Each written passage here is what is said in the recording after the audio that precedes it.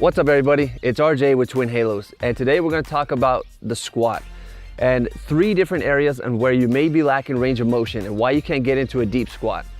So the first range of motion that you're going to need is going to be in the ankles. So when you get into a deep squat and you come down and drop down here, if you cannot lift your toes up high enough, you can't sit in this position. What's going to happen is you're going to push yourself back, you're going to fall backwards. That's going to be the first area that you're lacking range of motion. So you're going to have really tight calves, and that's not going to allow you to get into that deep squat. The second area is going to be your hips. Do your hips have that range of motion?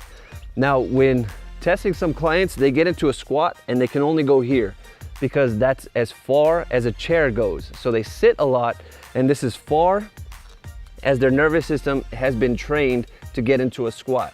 So this is all that they have. They can't get anywhere else. They feel like they can't get further into the squat. That's a neurological issue, because when I test them and I do this wall test like you're seeing here, they have the range of motion, but they don't have the strength to get down into the squat. So that's one issue, that you have the range of motion, you just don't have the connection into getting into that deeper squat. The second issue with the hips is that you have a huge muscle imbalance, meaning that you have tight musculature here in the front and you have weak glutes, weak hamstrings. So there's a huge imbalance, which is gonna cause hip impingement. You might feel a pinch here when you come down to a squat and it just doesn't feel good here. What's lacking is your glutes and your hamstring strength in order to get into that squat and balance out your hips. So if you got the hip impingement, you gotta make sure that you're training your glutes and your hamstrings. The third thing that I see when you're doing a back squat is thoracic mobility. What that means is the spine from the base of the neck to the top of the low back.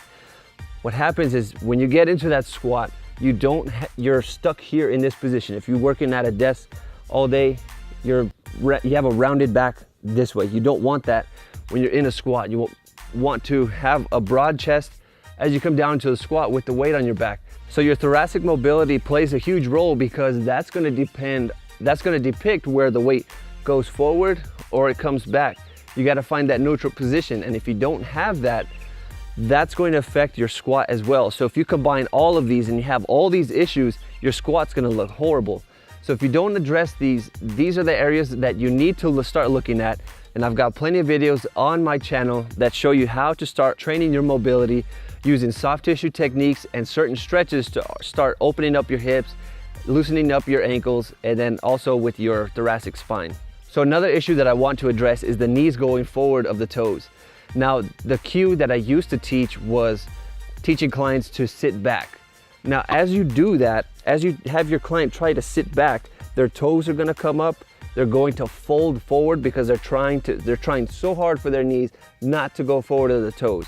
But if I'm in this deep squat here, they're naturally going to be further from my toes. They're not out here, obviously, but you have to be aware that the body mechanics are going to ask the knees to slightly go forward of the toes. That way your hips and your low back and the rest of your body is going to be stacked in a good position to get into this squat here, maintain this position, and then come back up without having any issues with your knees going forward. This doesn't mean that your knees have to drastically go forward, but the fact that they can, and they need to be allowed to go forward of the toes slightly, and that's okay. If you need to start addressing these issues because your squat doesn't feel good or your knees don't feel good when you're going into the squat, you got to start addressing these. Whether that's soft tissue work or starting to stretch. I know a lot of riders that don't stretch, they don't put the time into maintaining their bodies, and they're constantly feeling some sort of pain. The bike doesn't feel comfortable. You've got to start alleviating the tension that's created in your body due to either your training, your lifestyle, whether you're sitting at a desk, whatever the case may be. You've got to start implementing some stretching, some soft tissue work to help alleviate that and create longevity for you to ride however long you want to ride. So I teach all of these things in Iron Foundation. That way you can alleviate all your aches and pains that you may be experiencing in motocross. You could also improve your range of motion with the soft tissue techniques that I show you in that same program, as well as the weighted stretches that we have also in the program. So guys, head over to twinhalos.com and get the program that's going to address all your deficiencies that I showed you today in just one exercise. So that's it for me. Fix your squat. I'm RJ with Twin Halos, and I'll see you guys in the next video.